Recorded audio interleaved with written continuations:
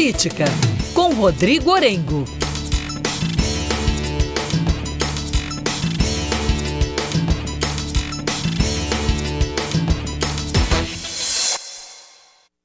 Hora de conversar com o Rodrigo Orengo. A próxima fase do julgamento da denúncia de tentativa de golpe deve ser marcada por confronto de advogados com ministros. Mas o que no Brasil não é marcado, né? Por algum tipo de confronto hoje em dia é difícil a gente dizer. Conta pra gente aí, Orengo. Bom dia pra você. Tensão máxima? Muito bom dia. Tensão, viu, Megali? Bom dia a você, bom dia a todos. Está começando logo mais, aqui no Supremo Tribunal Federal, esse julgamento que é a segunda fase.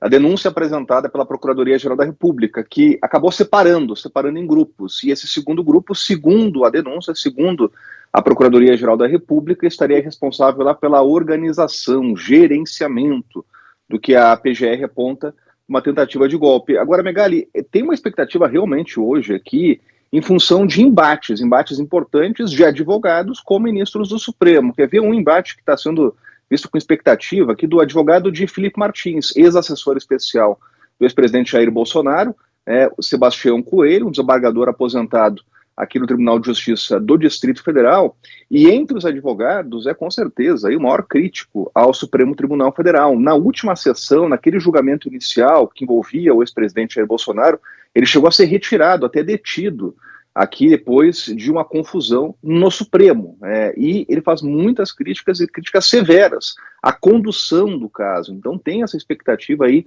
desse embate também da defesa de Silvinei Vasquez, ex-diretor-geral da Polícia Rodoviária Federal, que chegou a acusar a denúncia, o relatório apresentado pela PGR como um relatório fraudulento, foi assim que classificou esse documento. Agora, Megali, não dá para perder de vista que essa é uma fase inicial ainda. Por quê? Porque os ministros estão avaliando nesse momento se há indícios, não estão ainda no mérito. Então, o mérito só numa segunda etapa, se realmente os ministros aceitarem a denúncia. Tem todo aquele processo que deve ser seguido. Então, os ministros, neste momento, eles precisam fazer essa avaliação, se eles vão dar um próximo passo. E há aquela tendência já apontando que isso deve ocorrer, a aceitação da denúncia. Agora, é bom ficar de olho também nos sinais dos ministros, porque no último julgamento, naquela primeira fase do julgamento, a gente viu pela primeira vez aqui, publicamente, externada uma divergência entre os ministros da primeira turma, quando o ministro Luiz Fux começou a questionar penas excessivas, inclusive usou lá um símbolo, que está sendo usado aí e muito debatido nacionalmente, que foi das penas dadas por dois ministros, a Débora Rodrigues, a mulher cabeleireira que pichou lá uma frase na Estátua da Justiça. E aí ele se colocou ali em ponto de divergência com os ministros Flávio Dino e também Alexandre de Moraes, quando considerou a pena excessiva de 14 anos, disse que inclusive revisaria aquela pena e apontou que isso precisava ser discutido, ou seja, a dosimetria.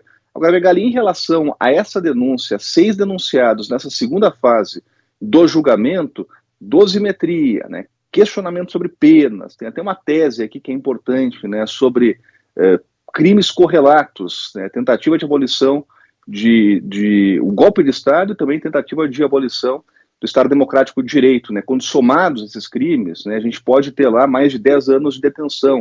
O ministro Luiz Fux chegou a dar uma dica ali que esse assunto será levado numa segunda etapa para a discussão, ele deve encabeçar essa discussão sobre esses 2 crimes que somados podem dar uma pena considerável. Então aquela tese de usar apenas um crime e não englobar os 2 também numa segunda fase deve ser colocado em discussão.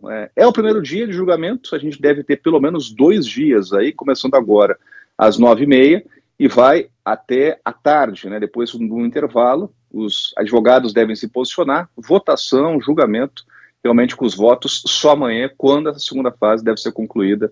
A gente fica de olho aqui em Brasília.